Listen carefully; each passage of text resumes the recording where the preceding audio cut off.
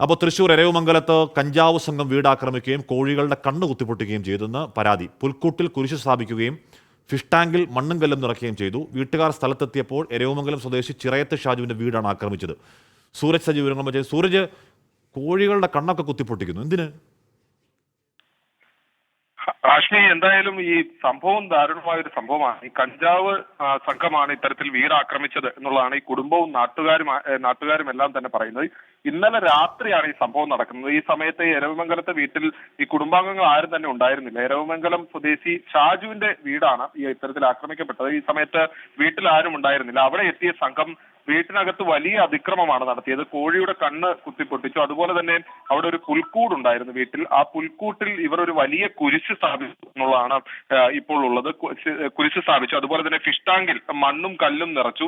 ടെറസിന് മീതെ solar panel ഉണ്ടായിരുന്നു. ഈ സോളാർ പാനൽ ഉൾപ്പെടെ അടിച്ചു തകർത്തു. ഗ്യാസ് സിലിണ്ടർ ഉണ്ടായിരുന്നു. ആ ഗ്യാസ് സിലിണ്ടർ വലിച്ചെറിയുകയും ചെടിച്ചട്ടികൾ ഉൾപ്പെടെ നശിപ്പിക്കുകയും ചെയ്തു. അങ്ങനെ വീടിനകത്ത് വ്യാപക നാശനഷ്ടമാണ് വരുത്തിയത്. തുടർന്ന് ഇന്ന് രാത്രി 8:30 അവിടെ നിന്ന് ഒരാൾ ഇറങ്ങിപ്പോകുന്നത് ഈ നാട്ടുകാർ തന്നെ കാണുകയായിരുന്നു. അങ്ങനെയാണ് ഈ ആരാണ് ആക്രമിച്ചത് എന്ന സംബന്ധിച്ചെല്ലാം പോലീസിന് സൂചന കിട്ടിയത്. എന്തായാലും ഈ പ്രദേശത്ത് പ്രവർത്തിക്കുന്ന കഞ്ചാവ് മാഫിയ സംഘമാണ് ഈ ആക്രമണത്തിന് പിന്നിൽ എന്നുള്ളതാണ് പറയുന്നത്. എന്തായാലും പോലീസ് സ്ഥലത്തെത്തി വിശദമായ അന്വേഷണം ആരംഭിച്ചിട്ടുണ്ട്. ഹാഷ്മി, സൂരജ് സജിയാണ് ആ വാർത്തയുടെ വിവരങ്ങൾ നൽകിയത്. കഞ്ചാവ് സംഘത്തിന്റെ ആക്രമണമാണ്. കോഴിയുടെ കണ്ണ് കുത്തിപ്പൊട്ടിക്കുക പോലെയുള്ള അതിക്രൂരമായ പരിപാടികൾ, ഫിഷ് ടാങ്കിൽ മണ്ണും കല്ലും നിറച്ചിടും എന്ന് പറഞ്ഞാൽ മോഷണമെന്നുള്ള ഉദ്ദേശം ഇങ്ങനെ വെറുതെ ഉപദ്രവം കാണിക്കുക, എന്താണ് അതിന്റെ കാരണം എന്നൊക്കെ പോലീസ് അന്വേഷിക്കുന്നുണ്ടാകണം, അന്വേഷിക്കട്ടെ.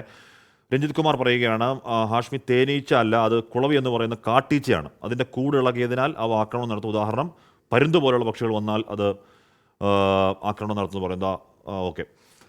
വീണ്ടും വിവാദ പരാമർശവുമായി SYS സംസ്ഥാന organising secretary Nasar Faizy Koodathayi. NSS ക്യാമ്പിലെ കുട്ടികളെ പഠിപ്പിക്കുന്നത് വിവാദ പാഠഭാഗമാണെന്നും അധ്യാപകർക്ക് സർക്കാർ നൽകിയ ഗൈഡും മൊഡ്യൂളും അത്യന്തം അപകടകരമാണെന്നും നാസർ ഫൈസി കൂടത്തായി വിമർശനം ഉന്നയിച്ചു. സ്വവർഗരതയെ ജനിതക